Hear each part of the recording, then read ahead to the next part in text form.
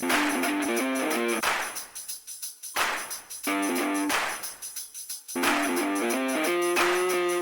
everybody. Welcome to the show. Thanks for tuning in the Spirit of Vinyl. Hope you guys are all having a good time out there listening to your records. Today, this week, whatever, we're going to talk about this one right here. Men at Work, Business as Usual. It's from 1982. It's the Terre Haute pressing.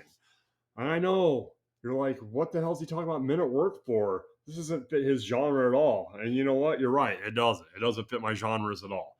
I got this cover listed as good to pour because look, it's all chewed up right there. I picked it up for $10 at the local record store. It was like $10, in the used section. I bought it because of the, this has got Who Can It Be Now? And Down Under. And those songs were iconic, great songs. This album did do well, obviously. Still had the inner sleeve. Oh, kind of upside down, which is weird. There we go. Still the inner sleeve. A picture of the band on the other side. Like I said, I got the cover listed as like good to pour, honestly, but the record itself is a VG plus. Record itself, it's got the regular red Columbia label on there.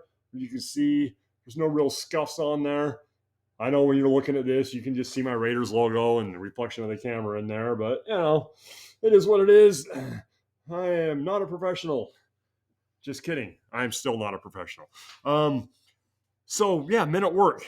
Why? Why would I buy this album? Well, I bought it because it has Who Can It Be Now and Down Under on there. It's a good album. It's kind of jazzy a little bit in parts. It's produced very well and it sounds great sonically. Honestly, it really does. It's catchy and it's got good musicianship. And it did spend 15 weeks at number one, and they won a Grammy for Best New Artist that year when this came out in 1982. But the reason I bought it, a couple of reasons I bought this. Honestly, this record for the $10 was definitely worth it. And you can find it for 10 or 15, have it shipped to your house. Like I said, it's the 1982 Terre Haute pressing. But I bought it because of those couple of songs. It's got Down Under, it's got Be Good Johnny on there, and Who Can It Be Now? And that's the reason I bought it, and it was $10. The other reason I bought it is because of the find of all those records I found in the dumpster. Before I found those records, I was just a guy buying a record here and there. I was starting to buy a little bit more because we had just moved across the country and I had sold my house back in Utah. So I had some extra money in the bank. So I was starting to buy a little bit more records, but I was not like a huge avid record collector. And then when I found all those records and hundreds of records and how well they were taken care of, it kicked something off in me. The collection itself spoke to me and said, hey, look, you get to keep this alive.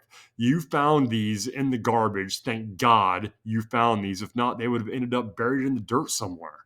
I found it and I'm keeping it alive.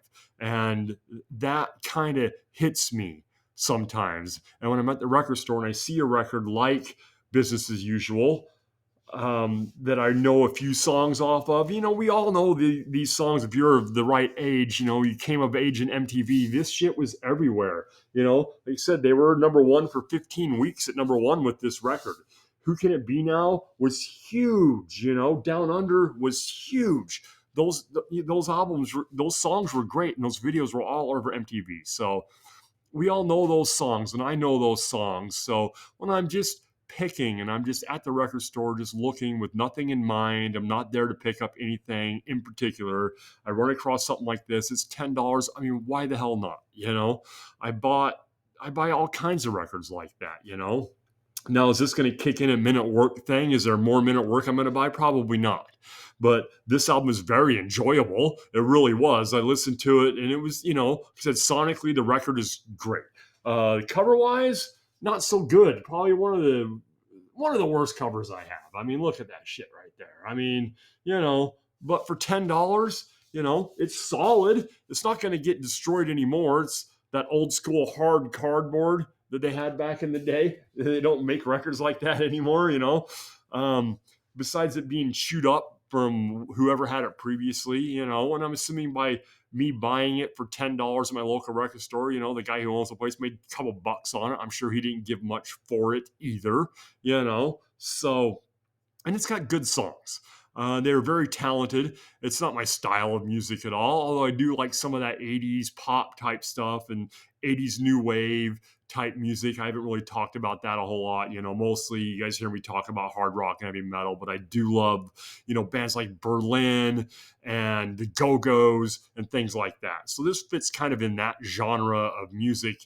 So it's not like it's way out of left field. It's of something I would never ever listen to. And it's good and I like it. And you got to give it 5 stars. Any album that won a Grammy and was 15 weeks at number one, whether you listen to it, you listen to the musicianship, the way they play the guitars and the keyboards and the drums and how tight they were, you've got to give this album 5 stars. Whether it's your genre or not, it's done very well. It's produced very well. It sounds great sonically. How could I not give it 5 stars? 15 weeks at number one, sold millions of copies. It's a 5-star record, whether it's my style or not. I know it's not metal, but who gives a shit, right? I mean, we like what we like, and all of us, we have these things. Like, we're into a certain genre of music, and then we find something else that we like. We're also into that kind of genre. And as a metal fan, it's always been this thing that we all outgrew. I would hope that you're not still like this when you're in your 50s like we are, or like I am, where, I only listen to metal and all other genres are bullshit, because that's how you miss out on a lot of great music. And honestly, I think this is great music. I think this is a great album. I would go ahead and give it 5 stars. And, it's going to cost you $10 or $15 at your local record store. Go ahead and buy it. You ain't going to be disappointed. The only time you're disappointed with a record is the ones you didn't buy. It's the only time I've ever regretted records. I've never regretted a record I bought, ever. I may only listen to it once, but I'm not regretful that I bought it. I may never listen to it again, but it's not a regret that I bought it. But if I see a record and I'm like, I'll pass and try it next time, and then it's gone if I really want it, those are the ones you regret. For years, I still regret Megadeth So Far So Good So What. It was at the record store, 6-7 years ago. It was re-released. I didn't buy it at that time. I'll get it later. I'll get it when I come back. And it was gone, and now there's $70-$80 to buy them on the internet. So, of course, this will never be that kind of money, and you could probably find one in better shape than this for $10 or $15. So I would recommend buying it, give it a listen. It's good music. It's great early 80s British style pop music. It's honestly, and it's very good, and I can't remember the name of the lead singer. Actually, no, Men at Work isn't English. Sorry, Australian. They're Australian. Hey, look, I caught myself. But yeah, actually, it's a very good band and it's a very good album. So go ahead and pick it up. All right. Well, thanks for watching, guys. I really appreciate it. Go ahead, give me a like if you like it. Subscribe. Tell me I'm doing shitty. I don't know. If there's something you want to hear as a band you want me to cover, go ahead and put it in the comments and I'll take a look into them and see what I got. If I don't have anything, maybe I'll go out and buy it and then I'll cover it for you guys at a later date. All right. Thanks again for watching. I really appreciate it. You guys all have a good one.